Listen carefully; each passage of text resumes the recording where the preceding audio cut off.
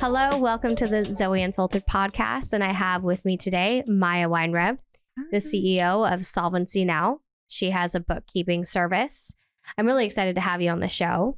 The way we actually met is that you do my books, worked with me and watched me over the years while I was starting from scratch, nothing, and building my business. And you've definitely helped me over the years and delivered great service. So I wanted to have you on this podcast. I mean, it's crazy, right? Because tax season is coming to a close. So you've probably been very busy. Yeah, our tax season is basically for bookkeepers, starts like mid-December and then mostly ends around March 15 because we do businesses. It's been crazy. And we actually met before that. We did. That's true. Because I remember when you first started your company, you're one of my inspirations to start my company. Oh, wow. Yeah, it was so inspiring because I didn't really have role models for that growing up. And I'm a bookkeeper. So I've always been in really like logistics and like, what are the numbers? So it's like, well, you can't say you're going to make a certain amount of money unless you have it like showing in your accounts receivable or you have it like, planned out how you're going to do that. And you were just like, no, I said I was going to do it and I did it.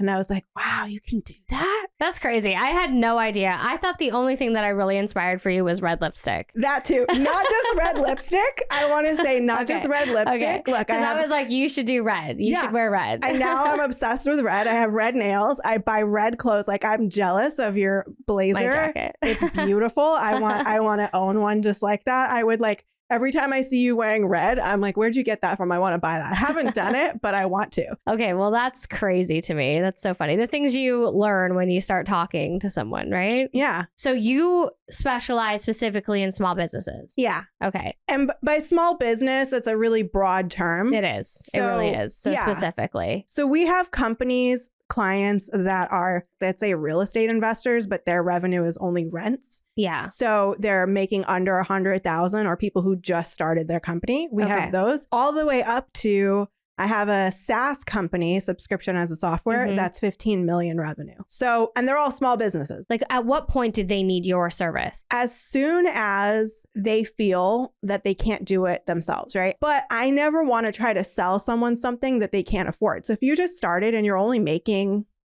a few $1,000s a month, perhaps this would be something where I can teach you QuickBooks. So pay for like a 2-hour consultation. I'll teach you what you need to know about QuickBooks for your company. And when you're a little bigger and you have the cash flow for it, then you can come and hire us. I remember so we had our relationship as friends that happened. And then actually it was years before I hired you. Yeah. Honestly. And I remember like it was something so simple as I had an S corporation that I had set up, but I didn't know how to use it and I hadn't been using it. And when we got that in and we got the administration in, I saved like 18% in taxes approximately. And that was crazy. Exactly. Like I could pay for employees with that. And even though you're a finance person and you could go figure it out on your own, like that isn't worth your time, right? So a business owner's time is worth tens of thousands of dollars an hour in potential income that they could be going out and getting for their company.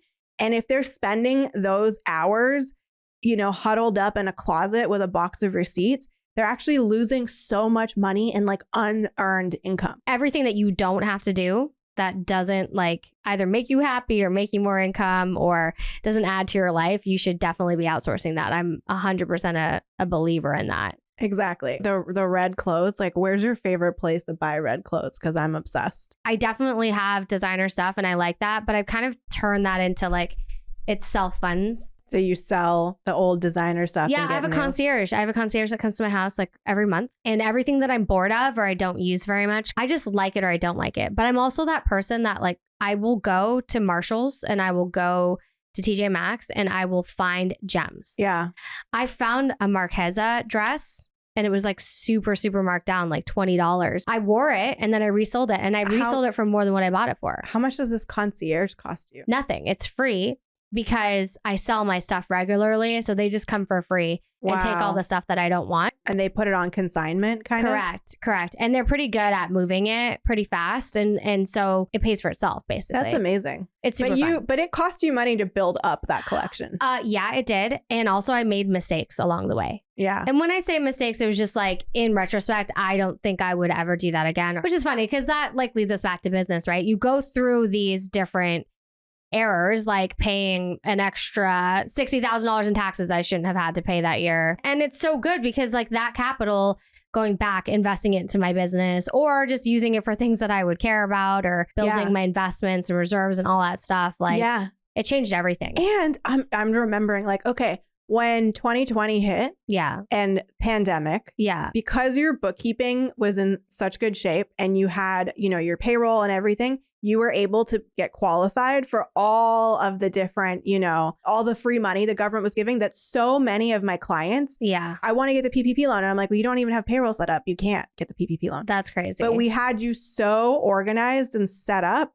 that you were able to qualify for anything you wanted for. And as a result of that, by getting some of those infusions, like I was able to set things up so that my business could blow up.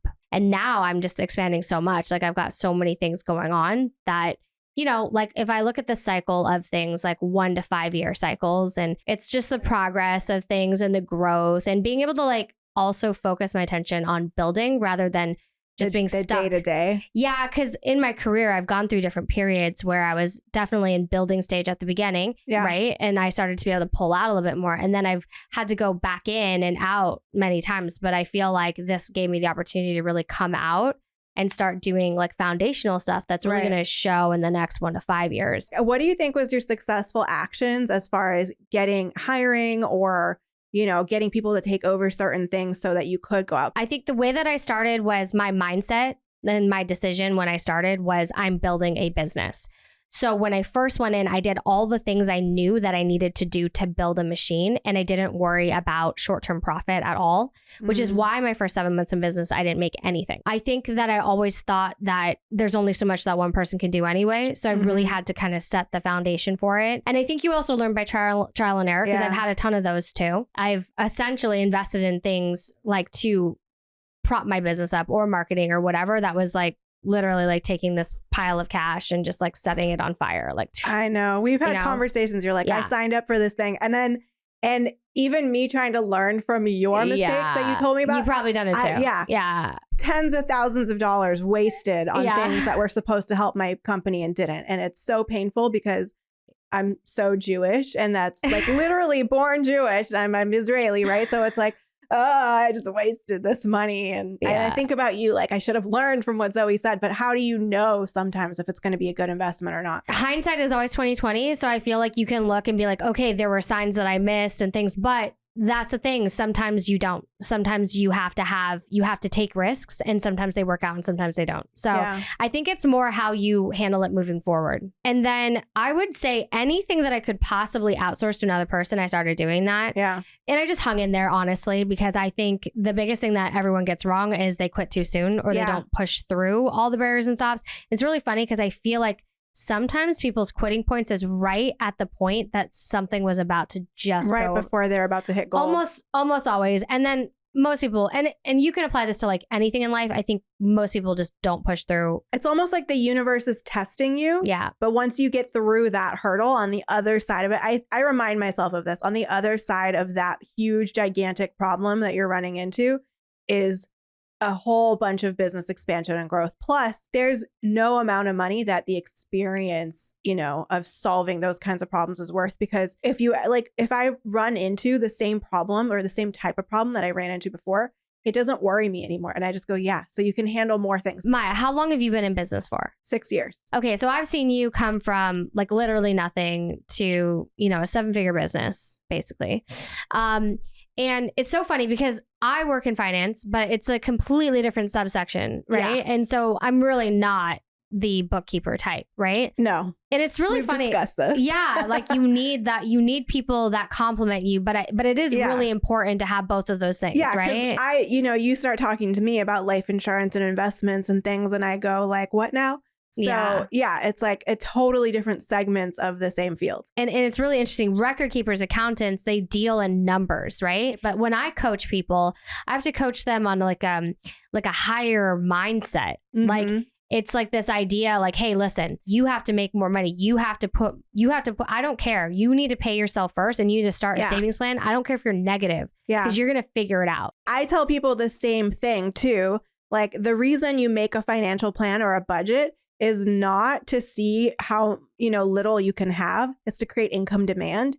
So if you go, all these things that I want to pay for, they cost 2 times as much as what I'm actually making. Okay, take your second and cry about it. And then just like put on your big girl pants and go make more money. Don't suck joy out of life. Like, right. You have to do this within reason. Cause I talk about this too. Like you can't, if your guilty pleasure is taking a trip to the Caribbean, probably shouldn't do that right now unless you're, that's in your budget. But if your guilty pleasure is getting your nails done once a month or getting a Starbucks, once every few days, why not? Like if it makes you happier and being happier is going to put you in the right mindset to make more money, then do it. Well, I would say especially for entrepreneurs that are not on fixed income. I'm usually talking to business owners and entrepreneurs, but even 9 to 5 people, there's so much you can do to make more money. There's so much. Save up some money and invest it in things. Get your life insurance. Get your blah, blah, blah. And I'm not saying don't live within your means, right? But I do agree with you on pay yourself first. And that means put money aside for saving. Yeah, the only time I've successfully coached people, even if they were crazy debt, like we're talking about unsecured credit cards and loans, the only time I've successfully gotten people through that is if they saved and invested and made more money at the same time as their debt repayment. Yeah. Anyone that I've ever seen just get stuck in the debt world, like it's not fun. Yeah. So like moving forward, like what are your plans with Solvency Now? So, I hit the 1 million and I had I had to do a bunch of introspection of like, okay, well, I hit that, like now what? Yeah. And I was going to like, Grant Cardone conferences and stuff. And they were like, if you made $1 million, you're still broke. And I was feeling that way because most of the revenue goes to payroll. Mm-hmm. It was like, you should be making 10 million. And I was getting mad at them because I was like, I made $1 million. It was this big money. I still feel broke. And now y'all are talking about 10 million. That sounds unattainable because I'm a freaking bookkeeping firm. And then I sat down and I worked out a 5-year plan. And I looked at my average increase over the last few years on what my profit was. And I sat down with my QuickBooks because I'm a bookkeeper, I can't not do numbers. In order for me to make 10 million revenue, I have to help 10 times more people than I'm helping now. So my purpose is to help business owners succeed. Okay, that aligns with my company. My company, our mission statement is complete and perfect records, financial records for the business owner's peace of mind. So now, instead of helping hundreds, I have to help thousands. And the more people I help, the more money I make. And it's not all about just me making money. Obviously, the 10 million is like kind of like the 1 million. Like that sounds like a nice goal.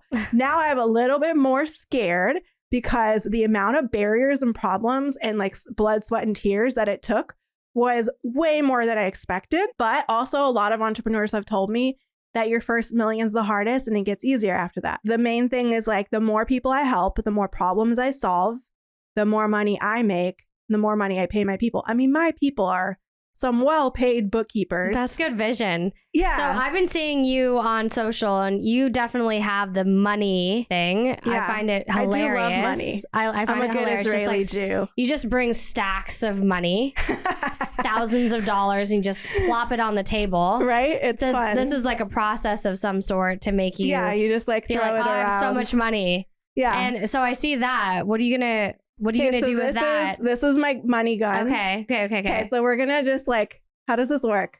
Oh my gosh. This is what we're doing with this.